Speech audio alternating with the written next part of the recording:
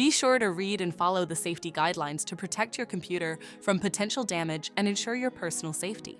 For more information about safety guidelines, see the owner's manual at dell.com/support. Before you begin, turn off the computer and disconnect all the attached peripherals. To remove the memory module, loosen the 4 captive screws on the sides of the base cover.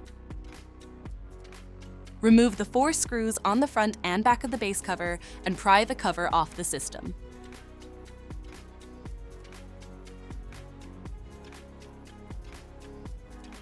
Find the battery cable and remove the piece of tape. Unplug the cable. Identify and unlatch the memory module. Grasp the module by the edges to remove it from the system. To reinstall the memory module, relatch it back to the system. Reconnect the battery cable and reattach the tape to secure it. Place the base cover on the system and tighten the 8 screws to secure it.